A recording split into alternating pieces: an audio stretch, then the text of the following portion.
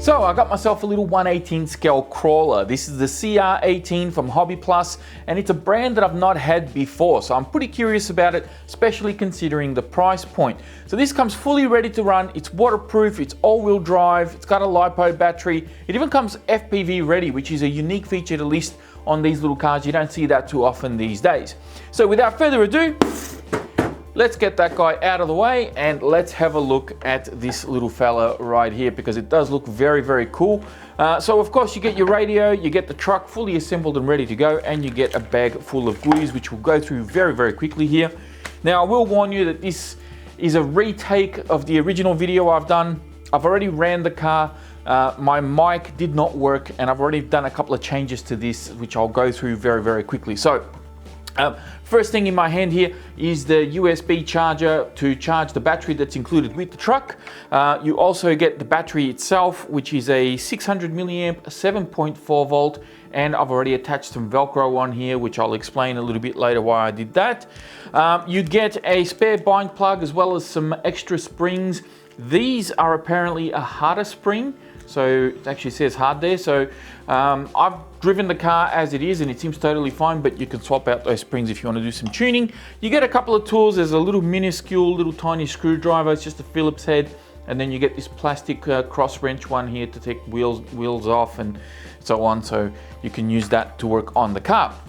The manual is actually not too bad. It's got all the relevant information that you need in there. However, it's one of those manuals that kind of opens up like a huge map, and it's kind of annoying to do it this way, but at least all the info is there. You got exploded views, you got part numbers everywhere.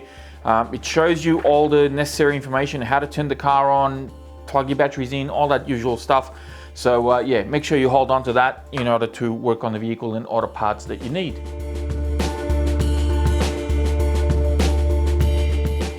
Now the radio itself is not too bad, but it is a little bit small. I mean, if you've got big hands with long fingers like mine, you'll find that when you're pulling the trigger, your thumb kind of gets in the way here. Now for little kids, with smaller hands, this is going to be perfect for them. It's going to be a really nice fit. It's very lightweight. It's not going to, feel very cumbersome. The wheel is not too bad. It's probably a little bit big for this radio, or at least it looks big. It's probably a standard size, but it just looks big in this little radio. The trigger is not too bad at all. It actually works quite well. I've already driven the car, so it works perfectly fine. You can be really precise with your throttle. Being a brushed vehicle, that's pretty easy to do. On the back here, I'll bring this up close to the camera so you guys can see. You've got your on and off switch just on the bottom, so you can turn that on. You've got an LED indicator light showing you when the radio is on. You've got throttle trim and steering trim along here, and these alternate via this button. So you press and hold this reverse button and it will now alternate between steering trim and throttle trim, and you press it again and it'll go to dual rate. So you can increase your steering or cap the top speed of the vehicle itself. Channel 3 here, to my knowledge, isn't doing anything. And of course, the batteries for this radio are not included in the kit. You will need to get those yourself.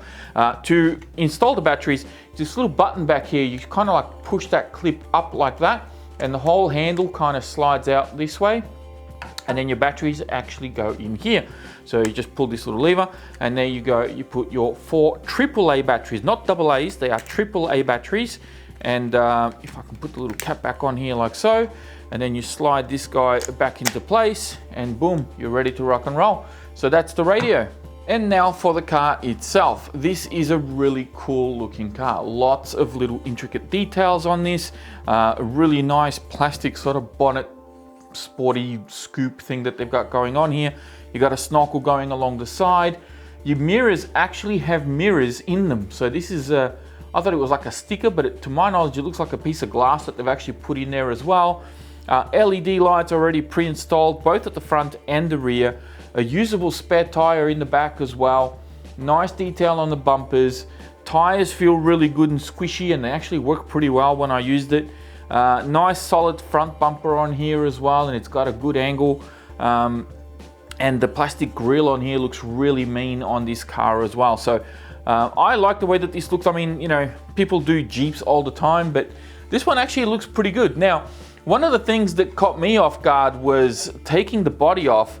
And believe it or not, this actually led me to open up the instructions and have a look, because I couldn't figure it out.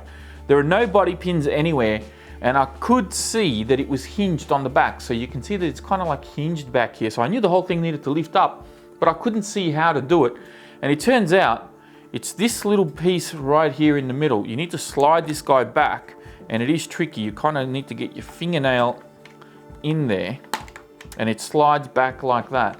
And that slides back a tongue that's holding on to the front shock tower. So you can see just here, there's a little slot, and then this guy has like a little tongue there that slides up and down, and that holds into the shock tower. So it's a really interesting design and very well hidden. I couldn't figure it out for the life of me. Once that's pushed all the way forward, you can't really tell that that's where you're supposed to grab it, and that's how you open it up. So once it's open, you'll see that it's got the wire here for the LED light. Be really careful because you'll need to unplug this gently and then swing everything all the way back, so then you can put your battery back here.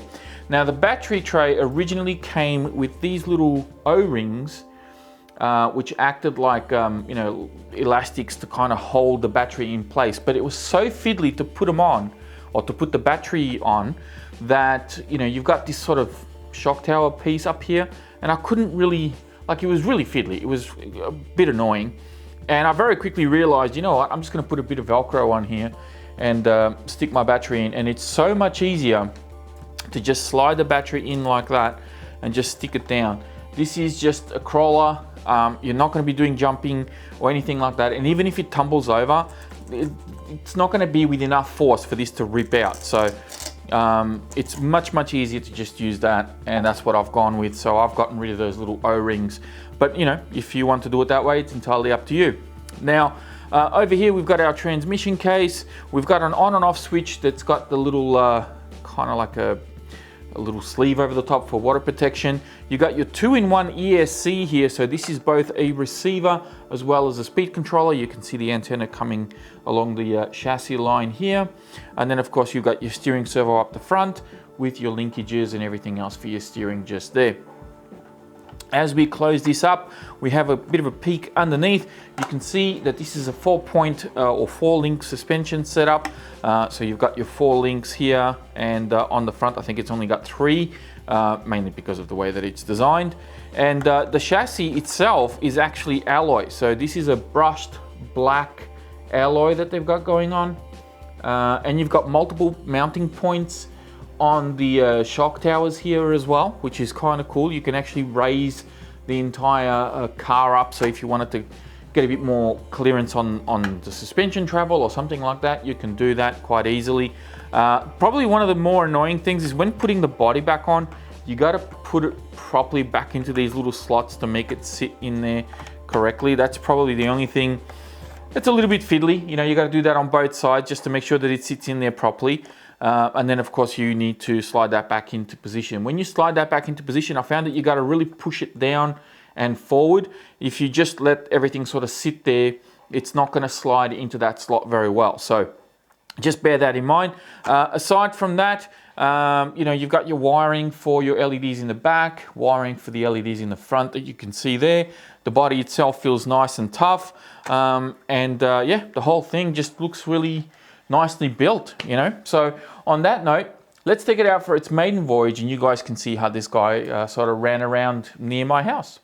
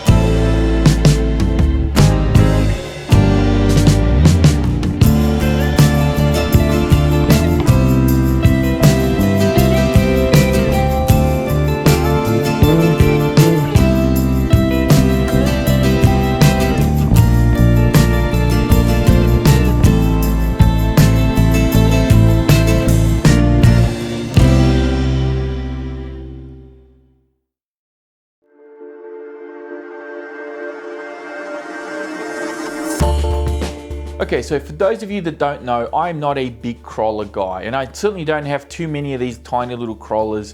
So I'm by no means going to pretend that I'm an expert in what these things can and can't do and what they should or shouldn't do.